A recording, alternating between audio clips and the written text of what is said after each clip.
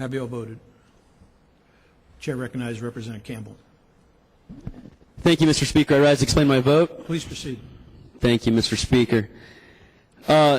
First of all, to Mr. Wires' comments, I can assure you there will be a minority report, and we'll be submitting it in the way that anybody can submit any recommendation to this commission in the form of a letter, which is much cheaper, much more cost efficient, and actually saves the taxpayers all of the money that we're wasting as we sit here in this room pursuing these ridiculous charges tonight.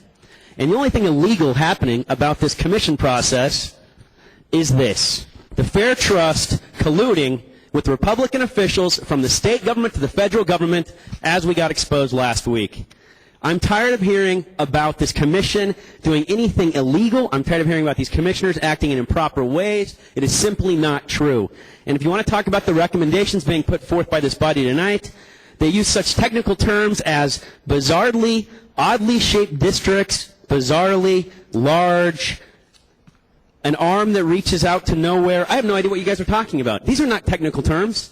This is nothing. This paper is useless. The commission has the purview to draw the maps. This was already decided by the courts. It was defended by an attorney who you probably all know, Lisa Hauser. She was appointed by the Republicans last time. She's the one who defended them in court. This whole process has been, from day one, an attempt by certain officials and individuals to bully this commission into drawing maps that individual elected officials want. And we all know what's going on. They have the purview to do this. We do not. We can submit these recommendations. You are correct. You can do it as individuals. Many of my colleagues on my side of the aisle went to these hearings. They talked to the commission just like regular, everyday other people did across this state. You all could have done it. Every one of us could have done it. You can submit letters. Whatever you want to do, you have the ability to do it. But to call this special session, it's your right. I agree. But is it cost effective? Is it efficient? No. And for everybody talking about big government, small government, efficient government, this is government at its worst right here. And I'm still shocked that we're sitting here today debating these issues. And I just want to point out that for all these recommendations, if you wanted to draw a map that kept together the communities of interest that you guys identify in these recommendations, my back of the napkin calculations right here, you'd probably need about 2,000 plus districts in this state. You can't protect all these communities of interest. It's impossible.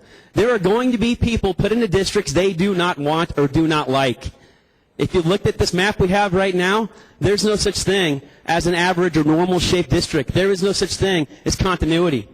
Look at the map right now. There is no average district. Tell me what an average district is. What is LD5? It's immense. It's huge.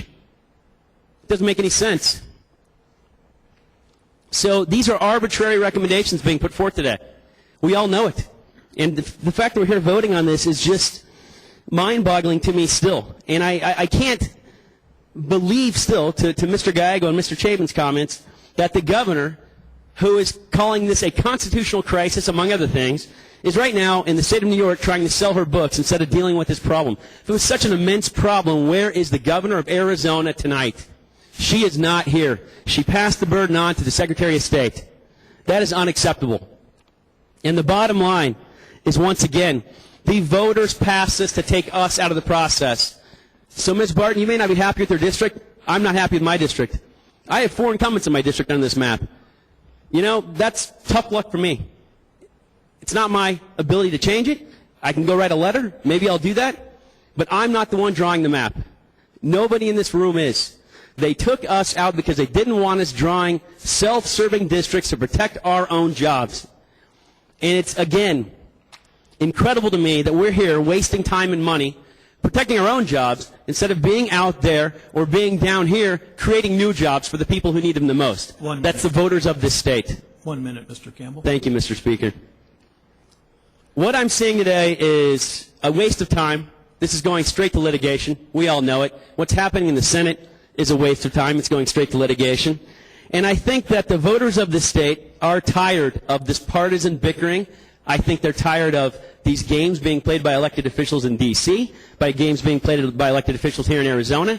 They want to see us actually doing the business of the people, getting to work, fixing the problems of the state, and they do not care. I can guarantee you all, 90% of the population out there doesn't know who we are, and they don't care if we get reelected. They just want somebody to look out for them, and we are not doing that here tonight. And with that, I vote no. Representative Campbell votes no.